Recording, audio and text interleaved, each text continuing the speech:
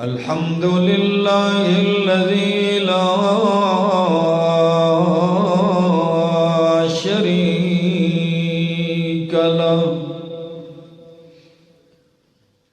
لا شريك له في الذات والصفات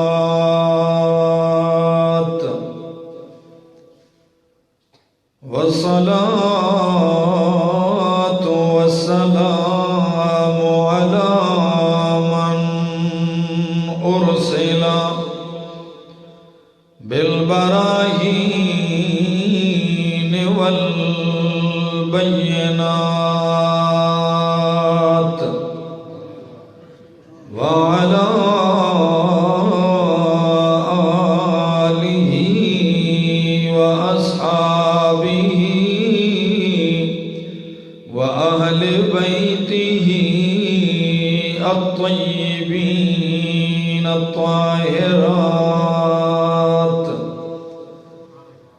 أما بعد فأعوذ بالله من الشيطان الرجيم. بسم الله الرحمن الرحيم.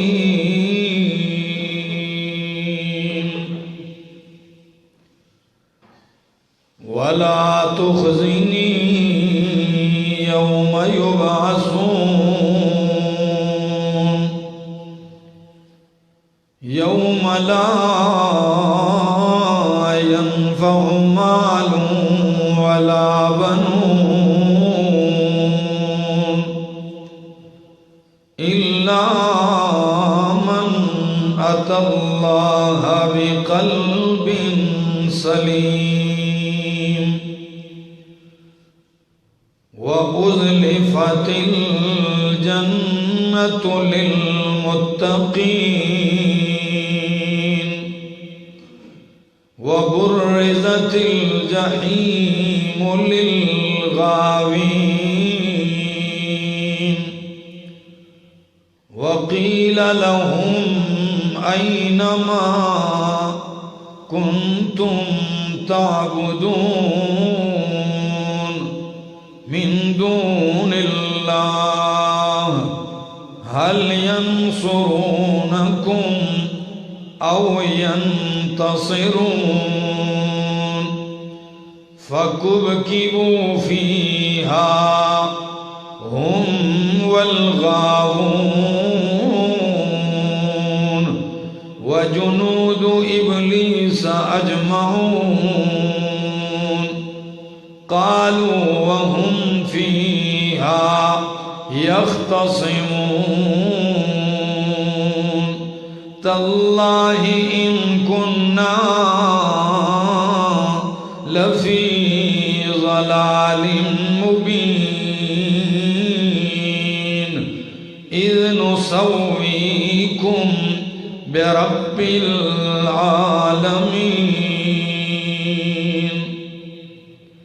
وقال تعالى واتقوا يوما ترجعون فيه إلى الله.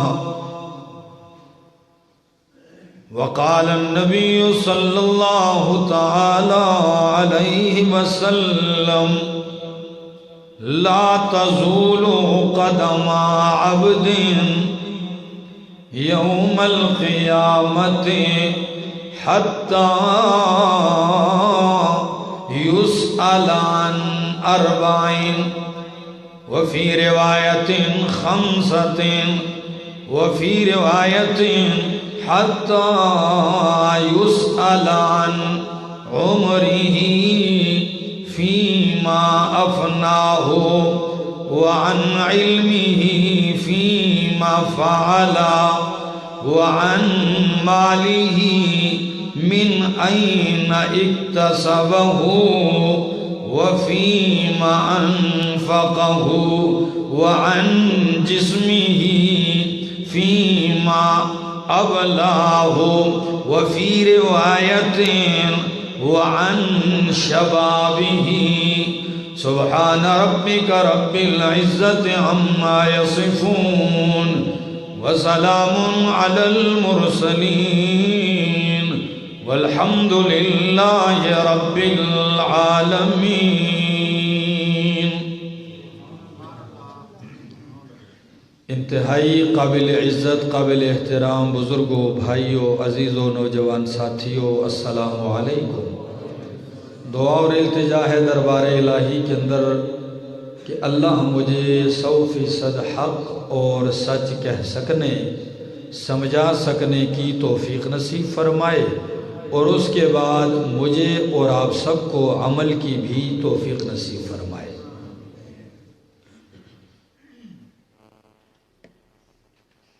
قرآن مقدس میں 6 بڑے مضامین بیان ہوئے ہیں۔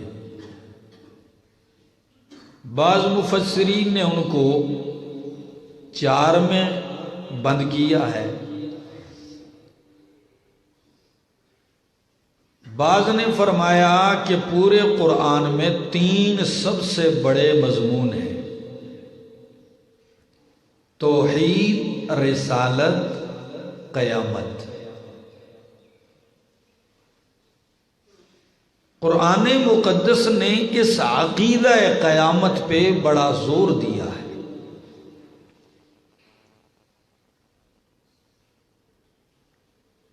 مشرکین مکہ قیامت کا انکار کرتے تھے، ان کو یہ بات ناممکن سی نظر آتی تھی کہ بھائی بندہ مر گیا، مٹی میں مٹی ہو گیا، یہ بھی کبھی زندہ ہوگا؟ وہ کہا کرتے تھے جب ہم مر گئے، کھپ گئے، مٹی میں گم ہو گئے، رل مل گئے، اِنَّا لَمَبْعُوثُونَ خَلْقًا جَدِيدًا، کیا ہم نئی تخلیق میں پیدا ہوں گے؟ کیا ہم نئی خلقت میں اٹھائے جائیں گے؟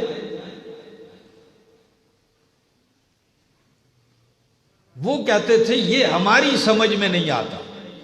کبھی کہتے اگر قیامت کو زندہ ہونا ہے تو ہمارے آباء و اجداد کو لے آؤ نا، کسی ایک کو تو زندہ کر کے دکھاؤ۔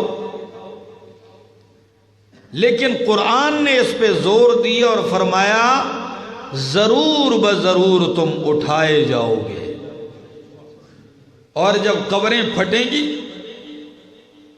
اور یہ نکلیں گے، میدان محشر کی طرف جا رہے ہوں گے، تو اس وقت کہیں گے من بعثنا من مرقدنا، من بعثنا من مرقدنا، ہمیں اپنی خواب گاہوں، آرام گاہوں سے کس نے اٹھا دیا؟ قرآن کہتا ہے ھذا ما وعد الرحمن وصدق المرسلون، یہ وہی دن ہے وعد الرحمن، جس کا رحمان نے وعدہ کیا تھا، وصدق المرسلون، اور اللہ کے رسولوں نے سچ کہا تھا۔ وہ دن آ گیا، ضرور اٹھائے جاؤ گے، لیکن اس دن فیصلے کا دن ہے، وہ جدائی کا دن ہے، یوم الفصل۔ قرآن بار بار کہتا ہے ان یوم الفصل کان میقاتا، فیصلے کا دن مقرر ہے۔ یہ کیسے ہو سکتا ہے؟ دنیا میں کئی ایسے گناہگار ہیں جو گناہوں پہ گناہ کرتے ہیں، جرموں پر جرم کرتے ہیں، لیکن ان کو موت تک سزا نہیں ملتی، اور ایسے متقی و پرہیزگار بھی ہیں جو عبادت پہ عبادت کیے جا رہے ہیں، اللہ کی عبادت پہ مصروف ہیں، اللہ کی اطاعت پہ مصروف ہیں، لیکن موت تک ان کو کوئی سکھ نہیں ملتا، تکلیف اور اذیت میں زندگی گزرتی ہے۔ اب آپ بتائیں، موت کے بعد اگر زندہ ہونے کا تصور نہ رکھا جائے تو یہ مانا جا سکتا ہے کہ یہ انصاف ہے؟ جی، نیکیاں کرتا رہا، موت تک کوئی بدلہ نہیں ملا، ایک گناہ کرتا رہا، موت تک اسے کوئی سزا نہیں ملی، یہ کبھی انصاف کا قانون نہیں ہو سکتا۔ ضرور ماننا پڑے گا کہ اس زندگی کے خاتمے کے بعد ایک دوسری زندگی آنے والی ہے، جس کو قیامت کی زندگی، جس کو آخرت کی زندگی کہا جاتا ہے۔ اس دن نیکوں کو نیکی کا بدلہ ملے گا، بدکاروں کو برائی کا بدلہ ملے گا۔ اسے یوم الجزا کہتے ہیں، یوم الدین کہتے ہیں۔ یہ فیصلے کا دن آئے گا، انتہائی سخت دن ہے۔ قرآن کبھی کہتا ہے یوم الفرقان، فیصلے کا دن، جدائی کا دن۔ کبھی قرآن کہتا ہے الطامۃ الکبریٰ، بہت بڑا ہنگامہ ہے۔ کبھی قرآن کہتا ہے القاریہ، ہر چیز کو کھڑکھڑا دینے والی ہے۔ کبھی قرآن کہتا ہے الحاقۃ ما الحاقہ، ثابت ہونے والی۔ کبھی قرآن کہتا ہے الغاشیہ، هل اتاک حدیث الغاشیہ، هل اتاک حدیث الغاشیہ، وجوہ یومئذ خاشعہ عاملۃ ناصبہ۔ فرمایا کیا آپ کو خبر آئی ہے کہ نہیں؟ الغاشیہ، اس دن کی جو ڈھانپ لینے والی ہے، ہر چیز کو ڈھانپ لے گی، کسی کو نہیں چھوڑے گی۔ یہی تو قیامت کا دن ہے۔ کبھی اللہ کا قرآن کہتا ہے الساعہ، ساعہ قیامت کا دن، اور کبھی یوم القیامہ، قیامت کا دن کہتا ہے۔ کبھی قرآن کہتا ہے یوم الآخرہ، آخرت کا دن۔ بار بار اس عقیدے کو پختہ کیا جا رہا ہے کہ گناہگار یہ نہ سمجھے کہ مجھے تو پکڑ ہی نہیں ہو رہی، میں تو مزے کر رہا ہوں، کہیں میں انعام میں ہوں۔ اور متقی یہ نہ سمجھے کہ مجھے تقوی نے فائدہ نہیں دیا، عبادت گزار یہ نہ سمجھے کہ میری داڑھی سفید ہو گئی، میرا وجود کمزور ہو گیا، مجھے نیکی کا صلہ نہیں ملا۔ فرمایا ایک دن ہے کہ اس دن سب کو بدلہ و جزا ملنے والا ہے، ملے گا، وہی قیامت کا دن ہے۔ اور جب آئے گا ان زلزلۃ الساعۃ شیء عظیم، قیامت کا زلزلہ بہت بڑی عظیم چیز ہے، یہ ایسا زلزلہ ہے۔ قرآن کہتا ہے القاریعۃ ما القاریعہ وما ادراک ما القاریعہ یوم تکون الناس کالفراش المبثوث، جس دن لوگ بکھرے ہوئے پتنگوں کی طرح اڑ رہے ہوں گے، کاٹی ہوئی گھاس کی طرح۔ وَتَكُونُ الْجِبَالُ كَالْعِهْنِ الْمَنْفُوشِ، اور جس دن اتنے بڑے بڑے پہاڑ، بہت بڑے بڑے پہاڑ یہ روئی کے گالوں کی طرح اڑ رہے ہوں گے۔ اور یہ وہی دن ہے، قرآن کہتا ہے وَسُيِّرَتِ الْجِبَالُ فَكَانَتْ سَرَابًا، اتنے بڑے بڑے پہاڑ ہیں، اللہ اتنی تیزی سے ان کو چلائے گا، ریت بن جائیں گے۔ وَفُتِحَتِ السَّمَاءُ فَكَانَتْ أَبْوَابًا، یہ آسمان جسے ہزارہ سال ہو گئے، لاکھوں سال گزر گئے ہیں، جس میں رنگت میں فرق نہیں آیا، کوئی شگاف کوئی پھٹن نہیں ہے اس میں، یہ آسمان بھی کھول دیا جائے گا، دروازہ ہو جائے گا، اوپر نیچے کی ساری چیزیں نظر آئیں گی۔ قرآن کہتا ہے یوم نطوی السماء کطی السجل للکتب، میں آسمان کو یوں لپیٹ دوں گا جیسے دفتری آدمی کاغذ لپیٹ لیتا ہے۔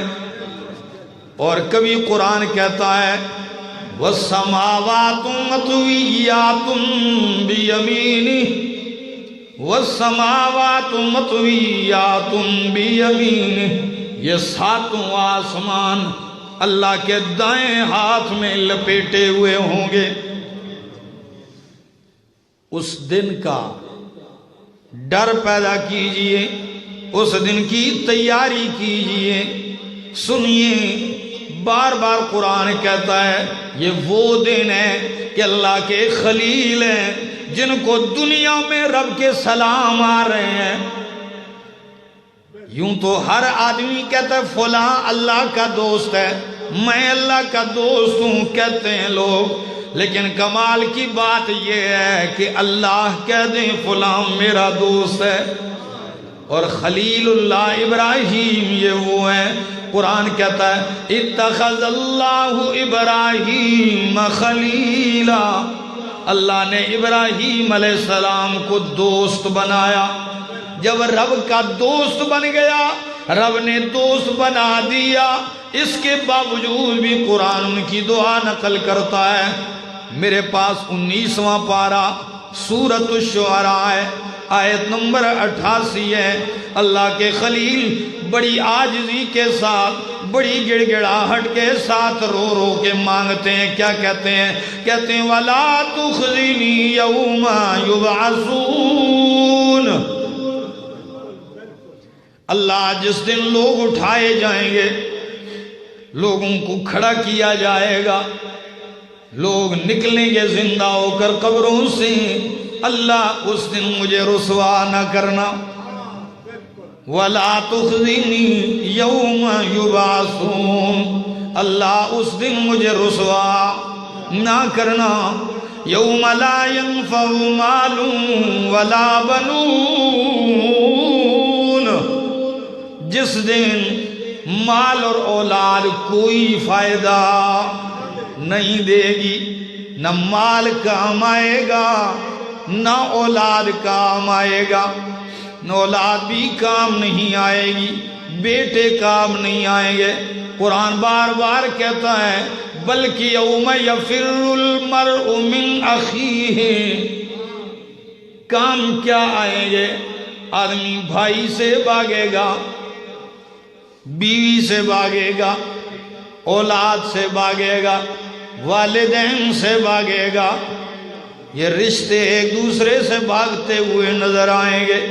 کہیں بیٹا مانگ نہ لے کوئی نیکی، بیوی کہے گی کہیں خاون کسی نیکی کا سوال نہ کر بیٹھے، اولاد بھاگیں گے کہیں ابو جی نیکی نہ مانگ لے۔ یہاں خلیل اللہ کہتے ہیں یوم لا ینفع مال ولا بنون، آج تو بیٹوں کے لیے حلال حرام نہیں دیکھا جا رہا، اکٹھا کیا جا رہا ہے، لیکن قرآن کہتا ہے یوم لا ینفع مال ولا بنون، یہ مال، یہ کوٹھیاں، یہ بنگلے، یہ جاہ و جلال، یہ جائیداد و جاگیر کام نہیں آئے گی۔ ہاں نفع مند کون ہے؟ الا من اتى اللہ بقلب سلیم، جو اللہ کے پاس بے عیب دل لے کے آیا۔ کون سا؟ بے عیب دل لے کے آیا، عیبوں سے پاک دل لے کے آیا۔ الا من اتى اللہ بقلب سلیم، صحیح سالم دل لے کے آیا، پورے کا پورا دل اللہ کے پاس لے کے آیا، غیر اللہ کی محبتوں سے پاک کر کے آیا۔ ہاں بغض و کینے سے پاک کر کے آیا، غلط عقیدے سے پاک کر کے آیا، نفرتوں اور کینوں سے پاک کر کے آیا۔ یہی وجہ ہے امام زمخشری نے لکھا ہے تفسیر کشاف میں، کسی نے پوچھا ابراہیم خلیل اللہ سے کیف کنت خلیلا،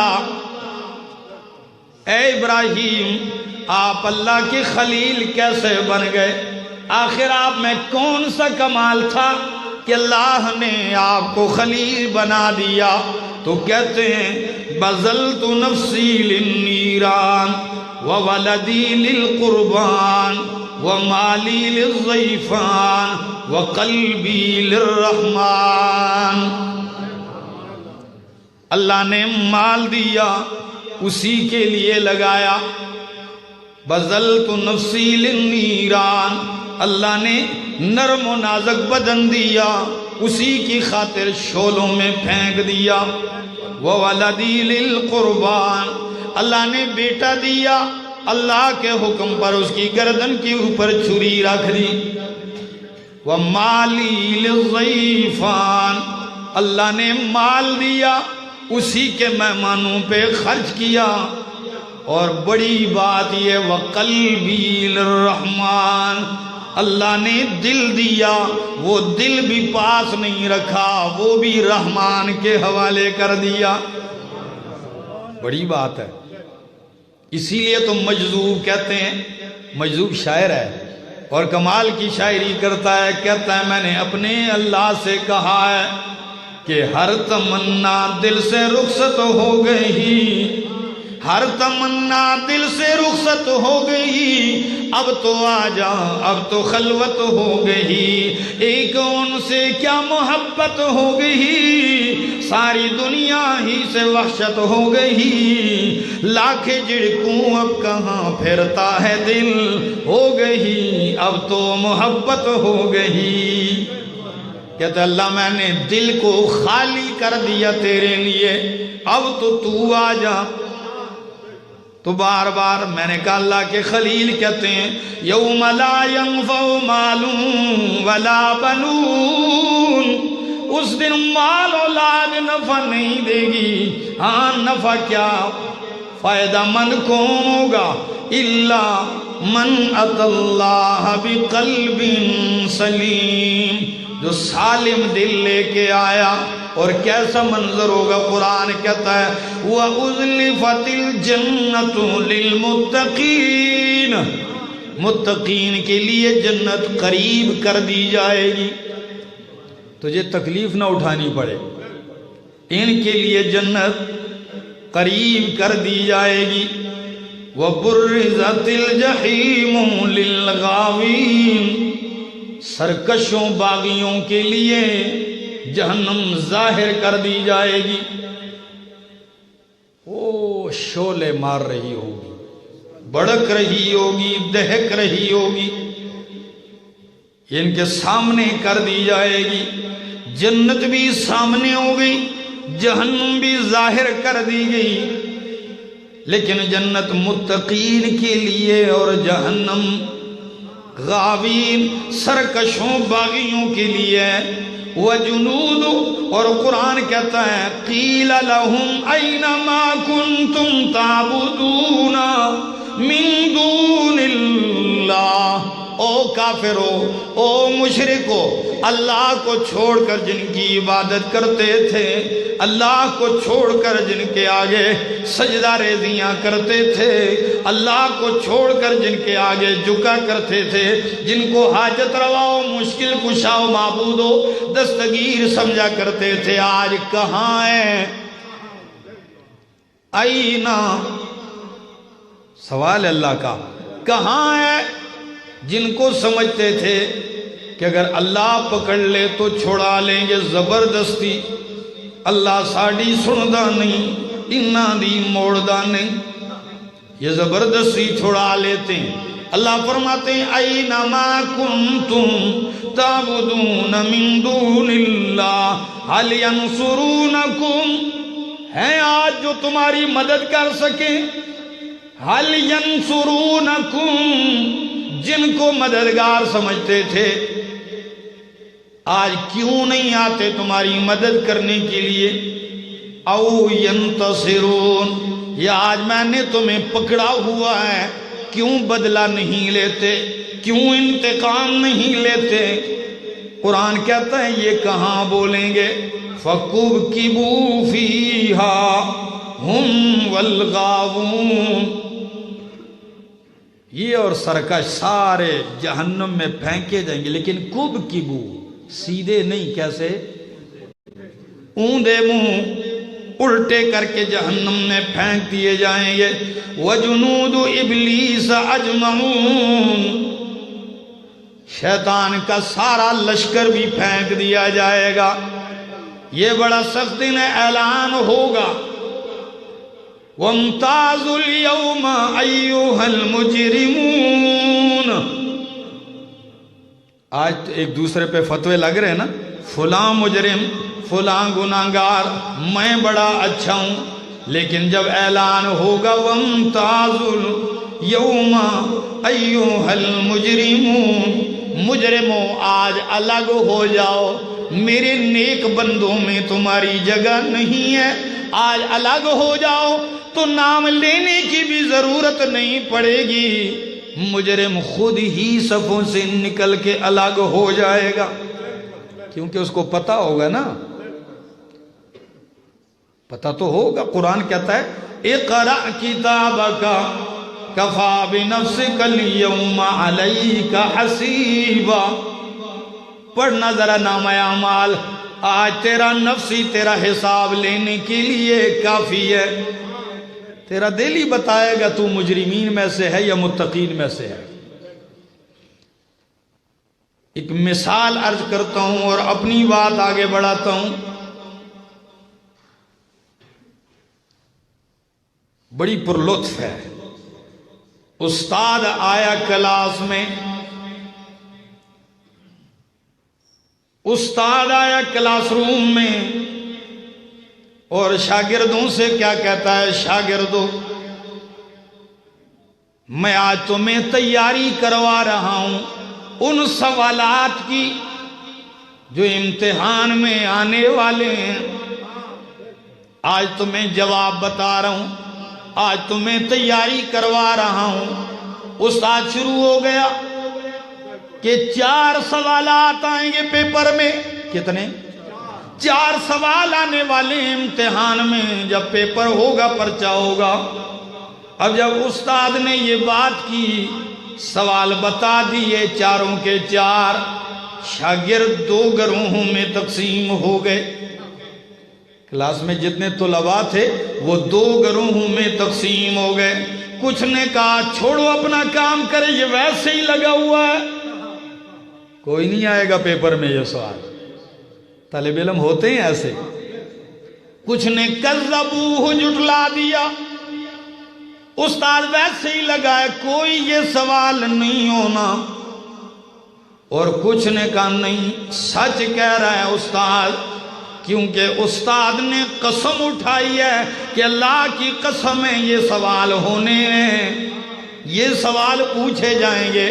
تو استاد سچ کہہ رہا ہے۔ جنہوں نے استاد کی بات کو سچا سمجھا، آگے وہ بھی 2 گروہوں میں تقسیم ہو گئے۔ ایک گروہ وہ ہے جنہوں نے استاد کی بات کو سچا جانا اور تیاری شروع کر دی۔ بات سمجھ میں آئی؟ امتحان تو دور ہے، لیکن انہوں نے بات کو سچا جانا اور تیاری محنت شروع کر دی۔ تو یہ تو جب پیپر آئے گا ہنسی خوشی سے جو ہے یہ حل کر دیں گے۔ اور دوسرا گروہ جنہوں نے بات مانی تو ہے کہ سچ کہہ رہے ہیں استاد، لیکن ساتھ ہی کہا ابھی امتحان بڑا دور ہے، جب امتحان قریب آئیں گے میں تیاری کر لوں گا، اس وقت جلدی جلدی تیاری کر لوں گا، پاس ہو جاؤں گا۔ بس آپ کہیں گے یہ استاد کون ہے؟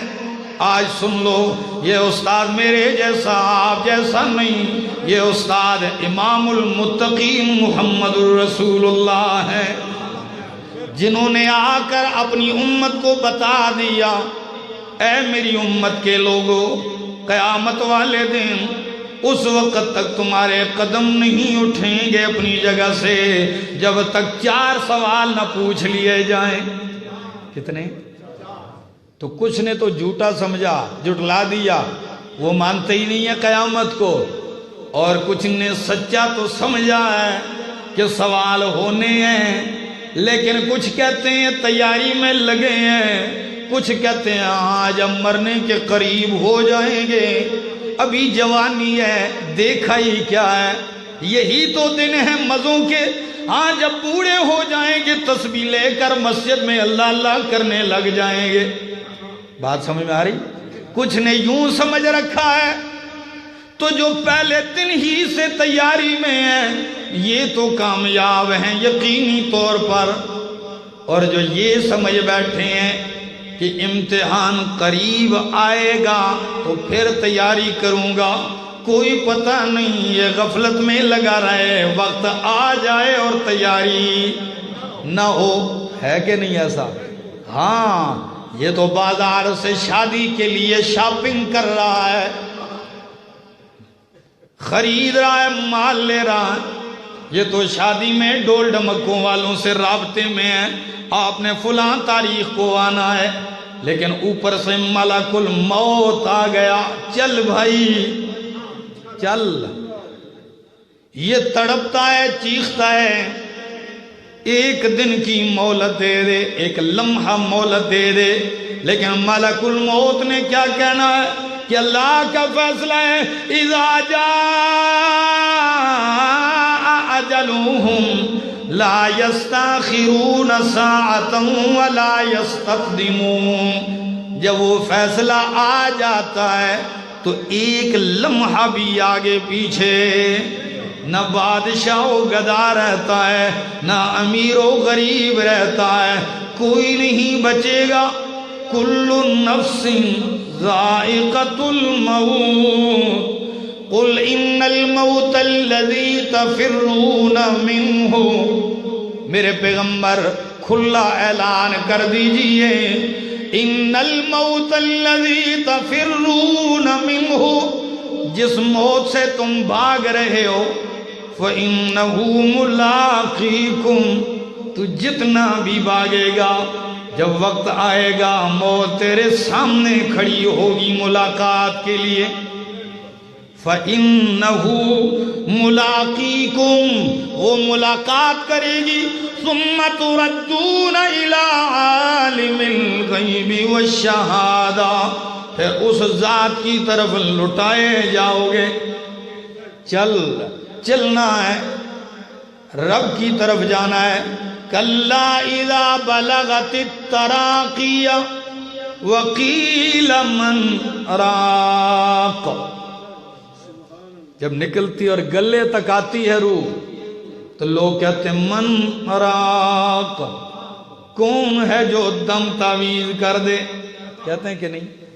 جب ڈاکٹر کہتے ہیں میرے بس سے باہر ہے، گھر لے جاؤ، تو پھر اور نہیں کہتے ہیں چلو جی کوئی دم درود ہی کرو، لیکن قرآن کہتا ہے نہیں، جتنے بھی دم درود کر لو یہ رب ہی کی طرف جانا ہے، وَالْتَفَّتِ السَّاقُ بِالسَّاقِ إِلَىٰ رَبِّكَ يَوْمَئِذٍ الْمَسَاقُ، کہاں جانا ہے؟ إِلَىٰ رَبِّكَ يَوْمَئِذٍ الْمَسَاقُ، رب کی طرف جانا ہے، یہ بوڑھوں پہ بھی آئے گا، جوانوں پر بھی آئے گا، کسی نے کتنی خوب بات کی ہے کہ اپنے تن کو بھی پاک رکھ ہر وقت اور اپنے من کو بھی پاک رکھ، ہو سکتا ہے کسی وقت رب سے ملاقات ہو جائے، کسی بھی وقت ہو سکتی ہے، تن بھی پاک من بھی پاک۔ تو بات کر رہا تھا کہ اللہ کے پاک پیغمبر نے فرمایا 4 سوال ہونے ہیں، کتنے؟ سنیے حدیث اور پھر تولیے اپنے آپ کو۔ فرمایا لا تزول قدم عبد، کسی بندے کے قدم اٹھ نہیں سکیں گے، کٹیڑے میں کھڑا ہوگا عدالت کے، اللہ کے روبرو کھڑا ہوگا، عدالت اللہ کی ہوگی، کوئی وکالت نہیں ہوگی۔ یہ وہ عدالت ہے جہاں جج کے سامنے وکیل کی ضرورت۔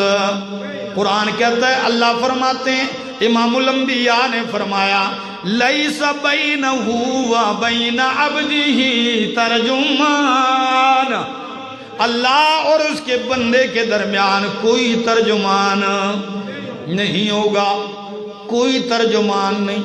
جی یہ پشتو والا ہے، اس کو عربی نہیں آتی، یہ انگریزی بولتا ہے، اس کو عربی نہیں آتی، نہیں، اللہ کو کسی ترجمان کی ضرورت بولے گا جب اللہ سے۔ پہلا سوال ہوگا عن عمری، کس کے بارے میں؟ عن عمری، پیدا ہوا، بچپن، لڑکپن، جوانی سے عین شباب، پھر بڑھاپا آیا، یہ 60 سال 70 سال زندگی گزاری، 100 سال گزاری، یہ کہاں گزاری؟ میری اطاعت میں یا میری بغاوت میں، میری عبادت میں یا میری نفرتوں میں گزاری ہے؟ عن عمری ہی۔ اور ایک دوسری حدیث کا ٹکڑا ملا لیتا ہوں، اللہ کے پاک پیغمبر نے فرمایا، جب قرآن کہتا ہے لا تعتذروا اليوم، آج کے دن عذر پیش نہ کرو، نبی کریم نے فرمایا جس آدمی کو اللہ نے 60 سال عمر دے دی، سمجھو اس کے سارے عذر اللہ نے ختم کر دیے۔ تو جتنے میرے بزرگ بیٹھے ہیں سن لیجئے، جس کو 60 سال عمر مل گئی، سمجھو اس کا کوئی عذر باقی نہیں رہا، سارے عذر ختم کر دیے۔ یہ نہیں کہہ سکتا جی سمجھ نہیں آئی، 60 سال گزر گئے، یہ سارے عذر ختم ہو گئے عمر کے بارے میں۔ نمبر 2، وَعَن مَالِهِ وَعَن عِلْمِهِ، علم کے بارے میں، علم حاصل کیا، عمل کتنا کیا، کتنے لوگوں کو سکھایا، چھپائے رکھا حق یا ظاہر کیا۔ اسی لیے کسی نے سچ کہا کہ ویل لمن لا یعلم، جو نہیں جانتا اس کے لیے ہلاکت ہے، وویل لمن علم ولم یعمل، جو جانتا تو ہے عمل نہیں کرتا، اس کے لیے دوہری ہلاکت ہے۔ عن علمہ، علم کے بارے میں پوچھا جائے گا، کیسے سکھایا ہے، یا اس لیے علم حاصل کیا لوگ مجھے بڑا علامہ فہامہ کہیں، لوگ مجھے بہت بڑا عالم کہیں، لوگ میرا نام ہو جائے، مجھے شہرت مل جائے، ہاں میری تقریروں پہ لوگ سر دھونے اور پیسوں کی برسات کر دیں۔ اس لیے عمل کتنا کیا، علم تو حاصل کیا، فیما عملا، عمل کتنا کیا، بڑا مشکل ہے، بہت مشکل ہے جواب دینا۔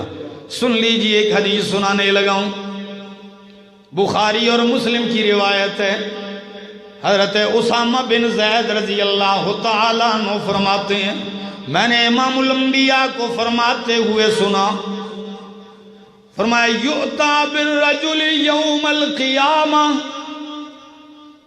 قیامت والے دن ایک آدمی کو لایا جائے گا اللہ کی بارگاہ میں، عدالت عالیہ میں سامنے لایا جائے گا، فیلقا فی النار، گھسیٹ کے آگ میں پھینکا جائے گا۔ کون ہوگا سنیے، فتندلق اقطاب بطنہ، فتندلق اقطاب بطنہ، اس کی پیٹ کی آنتیں باہر آ جائیں گی، لا کے جب پھینکا جائے گا پیٹ پھٹے گا، آنتیں باہر نکلیں گی، لمبی لمبی آنتیں، فَيَدُورُ بِهَا كَمَا يَدُورُ الْحِمَارُ بِالرُّحَى، یہ آنتیں پڑی ہوں گی ادھر اور یہ آنتوں کے ارد گرد ایسے گھومے گا، اپنی آنتوں کے ارد گرد ایسے گھومے گا جیسے رہٹ کا گدا ہوتا ہے۔ جیسے آپ چکی کے ارد گرد گدے کو باندھیں تو چکی گھومتی ہے اور اس کے گلے میں رسا پڑا ہے، وہ ساتھ ساتھ گھوم رہا ہے، یہ گدے کی طرح یوں گھومتا جائے گا اس کے ارد گرد۔ فَيَجْتَمِعُ إِلَيْهِ أَهْلُ النَّارِ، چیخے گا، چلائے گا، آنتیں باہر ہوں گی اور اس کے ارد گرد گھومے گا گدے کی طرح، ایسے چیخے گا کہ جہنمی سارے اس کے ارد گرد جمع ہو جائیں گے، جہنمی بھی سارے اس کے ارد گرد جمع ہو جائیں گے۔ اور جب پاس آئیں گے کہ یہ کون ہے، جو ہی نظر پڑے گی فَيَقُولُونَ، وہ دیکھیں گے ہمارے مولانا صاحب ہیں، وہ دیکھیں گے مفتی صاحب ہیں، وہ دیکھیں گے امام صاحب ہیں ہمارے، تو ایک دم کہنے لگیں گے فَيَقُولُونَ يَا فُلان، او فلانیاں، مالکا، تجھے کیا ہو گیا، تو ادھر کیسے آ گیا، أَلَمْ تَكُنْ تَأْمُرُ بِالْمَعْرُوفِ، تو دنیا میں لوگوں کو بھلائی کا حکم کرتا تھا، تو بڑی بڑی تقریریں بھی کیا کرتا تھا، وَتَنْهَى عَنِ الْمُنْكَرِ، تو برائیوں سے روکتا بھی تھا، تو کیسے آ گیا یہاں ذلیل و رسوا ہو کے؟ فَيَقُولُ بَلَا، تو وہ کہے گا کیوں نہیں، میں وہی ہوں جو لوگوں کو اچھائی کا حکم کرتا تھا، برائی سے منع کرتا تھا۔ وہ کہے گا بلا قد كنت آمر بالمعروف، میں بلائی کا حکم کرتا تھا لیکن ولا آتی ہے، خود عمل نہیں کیا کرتا تھا، ولا آتی ہے، دوسروں کو نیکیوں کا حکم تو کرتا تھا لیکن خود عمل نہیں کرتا تھا۔ وَأَنْهَى عَنِ الْمُنْكَرِ، دوسروں کو برائی سے، منکر سے منع کرتا تھا لیکن وَقَدْ آتِيهِ، خود اسی برائی میں مبتلا تھا۔ جس برائی سے دوسروں کو منع کرتا تھا خود اس میں مبتلا رہتا تھا میں۔ اللہ، کتنی سخت بات ہے، خدا کی قسم جھنجھوڑ کے رکھ دینے والی بات ہے۔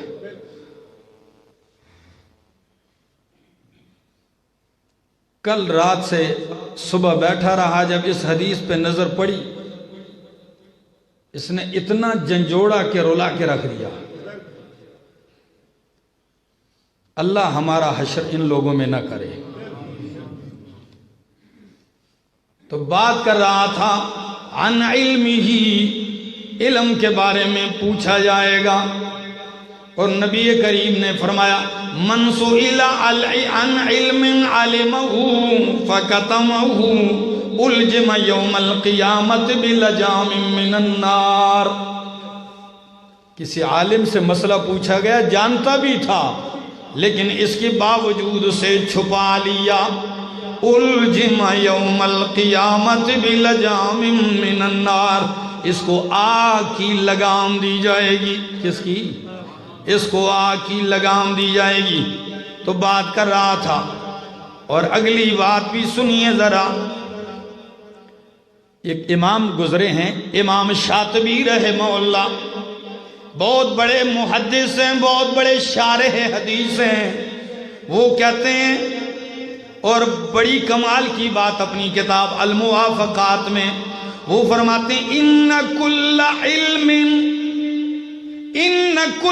علم لا يفید عملا لیس فی الشرع ما يدل على استحسانہ، ایسا علم جو عمل کا فائدہ نہ دے، کیا؟ ایسا علم جو عمل کا فائدہ نہ دے، تو میں نے شریعت میں کوئی ایسی چیز نہیں دیکھی جو اس کی بہتری پر دلالت کرتی ہو، اس کا کوئی فائدہ۔ لیس فی الشرع ما يدل علی استحسانہ، اس کو شریعت میں کہیں بھی اچھا نہیں سمجھا گیا۔ علم تو وہ ہے آپ کو جلائے گا، پہلے خوب تکلیفوں میں ڈالے گا۔ ہاں، ابن عطاء اللہ اسکندری بہت بڑے عالم ہیں، کہتے ہیں من لم تکن لہ بدایۃ محرقہ لم تکن لہ نہایۃ مشرقہ، کہ جس کی ابتدا خوب تکلیفوں اور اذیتوں سے نہ ہو تو اس کی انتہا روشن نہیں ہوتی۔ پہلے خوب رگڑا نکلتا ہے، پھر جا کے آسانی بھی آتی ہے، پھر مزے بھی ہوتے ہیں۔ تو علم کے بارے میں پوچھا جائے گا، اور تیسری چیز مال کے بارے میں، وَعَنْ مَالِهِ، مال کے بارے میں پوچھا جائے گا، مِنْ أَيْنَ اكْتَسَبَهُ وَفِي مَا أَنْفَقَهُ۔ بول بڑے تاجر، دولت مند، کوٹھیوں بنگلوں والوں، بولو کہاں سے کمایا؟ من این اکتسبہ، کہاں سے کمایا اور کہاں خرچ کیا؟ بڑا مشکل نہیں ہے جواب دینا۔ کہاں سے کمایا؟ دودھ میں پانی ڈال ڈال کے کمایا۔ ہاں، دودھ میں پانی ڈال ڈال کے کمایا۔ اور یہ تو ایسا دور بن گیا، یہ تو ایسا زمانہ ہو گیا لوگوں پہ، یہاں تو لوگ ایسے بن چکے ہیں کہ اب گاہک آ کے دکاندار سے کہتے ہیں بھائی دودھ ایسا دے، پانی اللہ کی نعمت ہے، یہ خیر ہے ہو، لیکن زہر نہ ڈالو، کیمیکل نہ ڈالو۔ پہلے تو پانی ڈالنے والا مجرم تھا، اب لوگ کہتے ہیں یار پانی بھی اللہ کی نعمت ہے، صاف ستھرا ہو وہ بھی خیر ہے، یار کوئی دوسری چیز تو نہ ڈالو۔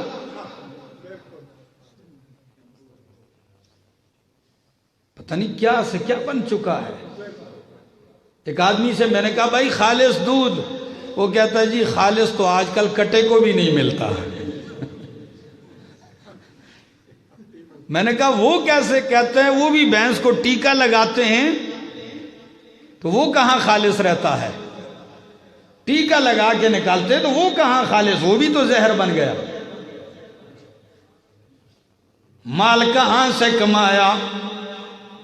ایک آدمی ہے ہمارے محلے کا ہے، کہتا ہے ایک دن دودھ لے کے آنے والا دودھ لایا، جب ہم نے برتن میں ڈالا تو اس میں مچھلی تھی، زندہ مچھلی تیر رہی ہے۔ کہتے ہیں ہم تبصرہ کرنے لگ گئے کہ یار مچھلی میں، پانی میں مچھلی کا، یہ دودھ میں مچھلی کہاں سے آ گئی، یہ کہاں سے آ گئی؟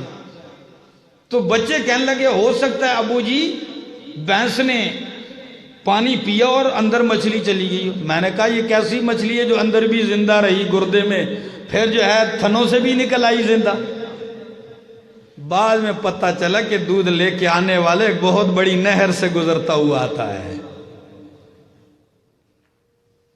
میں نے اس سے کہا چلو مچھلی بھی خیر ہے، کوئی ڈڈ وغیرہ نہیں تھا، مینڈک وغیرہ نہیں تھی اس میں۔ مال کہاں سے کمایا، کہاں خرچ کیا؟ کمایا، مل والے کو آرڈر دیا دکاندار نے کہ آٹے کا توڑا تیار کرو میرے لیے، بیچ میں آٹا 18 کلو ڈالو، اوپر 20 کلو لکھ دو، 400 بوریاں میرے لیے تیار کرو، اوپر 20 لکھو اور اندر آٹا کتنا ہو؟ 18 کلو پڑا ہو۔ من این اکتسبہ، کہاں سے کمایا، کیسے کمایا اور کہاں خرچ کیا؟ یہ بھی آپ کو بتا دوں، کئی لوگ اپنے گندے مال کو پاک کرنے کا طریقہ کیا ہوتا ہے؟ کہتا ہے جی ساری زندگی کوئی حرام کماتا رہا، اب اگر مسجد پہ پیسے لگا دوں پاک ہو جائیں گے۔ سن لیجیے، اللہ نے فرمایا، نبی کریم کا فرمان ہے، ان اللہ طیب، اللہ پاک ہے، خود پاکیزہ ہے، ولا يقبل من العبد الا الطيب، اور بندے سے پاک چیز قبول کرتا ہے، گندوں کی اس کو ضرورت ہے۔ مسجد بنائے جو مرضی ہے بنا، اس کی ضرورت اللہ کو نہیں ہے۔ مال کہاں سے کمایا، کہاں خرچ کیا، اور جو پاکیزہ کمائے اور پاکیزہ لگائے تو اس کی بھی تو سن لو۔ اللہ نبی کریم نے فرمایا التاجر الصدوق الامین یحشر یوم القیامت مع النبیین والصدیقین، صادق اور امانت دار تاجر قیامت والے دن نبیوں اور صدیقین کے ساتھ اٹھایا جائے گا۔ یہ بھی بہت بڑی بات ہے، لیکن ایسی صداقت اور امانت داری کے ساتھ تجارت کرتا کون ہے؟ تو فرمایا مال کے بارے میں، وَعَنْ جِسْمِهِ، اس جسم کے بارے میں پوچھا جائے گا، فِيمَا أَبْلَاهُ، بڑا طاقتور بدن دیا، کدھر اس کو بوسیدہ کر کے آئے ہو، وہ کڑیل جوانی کہاں لگا کے آئے ہو؟ کیونکہ دوسری روایت کے اندر لفظ یوں آئے ہیں وَعَنْ شَبَابِهِ، او جوان تجھے بڑی کڑاکے دار جوانی دی، خوب طاقتور جوانی دی، کہاں لگا کے آیا ہے، کدھر جوانی اڑا کے آیا ہے؟ میری عبادت میں یا میری بغاوت میں؟ میری عبادت میں یا کہیں تجھے گناہوں سے فرصت ہی نہیں تھی؟ او جوان، جوانی کا پوچھا جائے گا۔ یہ وہ سوال ہے جو 1400 سال پہلے نبی کریم نے پرچہ آؤٹ کر کے بتا دیا ہے۔ امتحان اللہ دے گا، لے گا، اور نبی کریم نے پرچہ آپ کو بتا دیا کہ امتحان میں کیا سوال آئیں گے۔ یہ سوال ہوگا عن شبابہ، جوانی کے بارے میں۔ اور جوان تو جب گناہوں اور برائیوں کے دور میں گناہوں کے دل پہ لات مار کے لعنت بیچ کے رب کے حضور آ کے سرب سجود ہوتا ہے تو یہ تیرا سجدہ بوڑھوں اور بڑھاپے کے 70 سجدوں سے اعلیٰ ہوتا ہے۔ یہ اللہ کو بڑا منظور ہے۔ شاعر کہتا ہے در جوانی توبہ کردن شیوائے پیغمبری، در جوانی توبہ کردن شیوائے پیغمبری، وقت پیری گرگ ظالم میں شود پرہیزگار۔ جوانی میں توبہ کرنا یہ نبیوں کا شیوا ہے، بڑھاپے میں تو ظالم بھیڑیا بھی پرہیزگار بن جاتا ہے۔ جب کسی کام کا رہتا نہیں تو متقی تو بننا ہے نا اس نے۔ تو جوان خیال کر، اگر آپ اپنی جوانی رب کے سامنے عبادت میں اطاعت میں گزارو گے تو آپ کو ملے گا کیا؟ یہ بھی تو سن لیجئے۔ نبی کریم نے فرمایا سبعۃ یظلھم اللہ فی ظلہ یوم لا ظل الا ظلہ، 7 قسم کے آدمی ہیں، اللہ ان کو عرش کے سائے میں بٹھائے گا۔ کس میں؟ عرش کے سائے میں بٹھائے گا، اور نظر کرم اور شفقت والی جگہ میں بٹھائے گا۔ ان میں ایک امام عادل، عدل کرنے والا حکمران، اور دوسرا شاب نشأ فی عبادت اللہ، وہ نوجوان جس نے اپنی جوانی اللہ کی عبادت میں خرچ کر دی۔ مزے کی بات ہے کہ نہیں؟ وہ جوان جس نے اپنی جوانی اللہ کی عبادت میں لگا دی۔ بوڑھے تو صبح اٹھتے ہی ہیں، لیکن کمال کی بات ہے کہ نوجوان بھی اٹھ کو رات کو رب کے حضور روتا ہو تو مزے کی بات ہے، فضیلت کی بات ہے، کمال کی بات ہے۔ حضرت عمر رضی اللہ تعالیٰ عنہ فرماتے ہیں، اور بڑی کام کی بات ہے، وہ فرماتے ہیں قرآن کی اس آیت کے تحت، سورہ حشر، تفسیر ابن کثیر، سورہ حشر قرآن کہتا ہے یا ایھا الذین آمنوا اتقوا اللہ ولتنظر نفس ما قدمت لغد واتقوا اللہ ان اللہ خبیر بما تعملون۔ فرمایا اے ایمان والو اتقوا اللہ، اللہ سے ڈرو، تقوی اختیار کرو۔ وَلْتَنْظُرْ نَفْسٌ مَا قَدَّمَتْ لِغَدٍ، ہر نفس کو چاہیے کہ جانچ پڑتال کر لے، خوب دیکھ لے، جائزہ لے لے ما ان اعمال کا قدمت لغد جو اس نے کل کے لیے بھیجے ہیں۔ آپ نے کل کے لیے جو کچھ بھیجا ہے اس پہ کبھی کبھی نظر دوڑا لیا کرو۔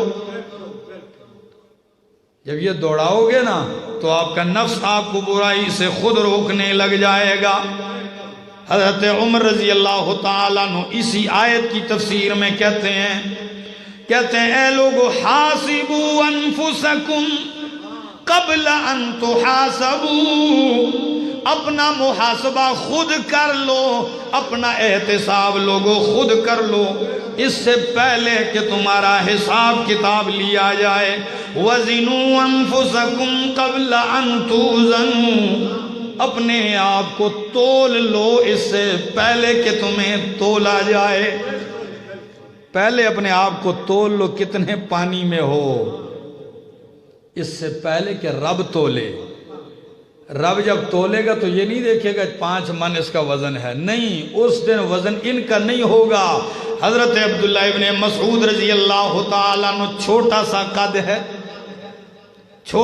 قد ہے اور بالکل باریک باریک پنڈلیاں ہیں، بالکل پتلا سا جسم ہے۔ نبی کریم کے لیے مسواک توڑنے درخت پہ چڑھ گئے اور پتلی سی ٹہنی پہ چڑھ گئے ہیں، ہوا چلتی ہے، وہ جھولے کھا رہے ہیں، ٹہنی پہ ایسے ایسے ہو رہے ہیں، تو نیچے دیکھنے والے ساتھی ہنس رہے ہیں۔ نبی کریم نے فرمایا کیا تم عبداللہ ابن مسعود کی باریک سی پنڈلیاں دیکھ کے ہنس رہے ہو؟ کہنے لگے ہاں یا رسول اللہ، ہم باریک سی پنڈلیاں دیکھ کے ہنس رہے ہیں۔ اللہ کے پاک پیغمبر نے فرمایا قسم ہے اس ذات کی جس کے دست قدرت میں محمد کی جان ہے، یہ باریک سی پنڈلی قیامت والے دن نامہ اعمال کے ترازو میں اس کا وزن احد پہاڑ سے زیادہ ہوگا۔ وَزِنُوا أَنفُسَكُمْ قَبْلَ أَن تُوزَنُوا، پہلے اپنے آپ کو تولو اس سے پہلے کہ تمہیں تولا جائے۔ اللہ سے دعا ہے اللہ عمل کی توفیق عطا فرمائے۔ آخر دعوانا ان الحمدللہ رب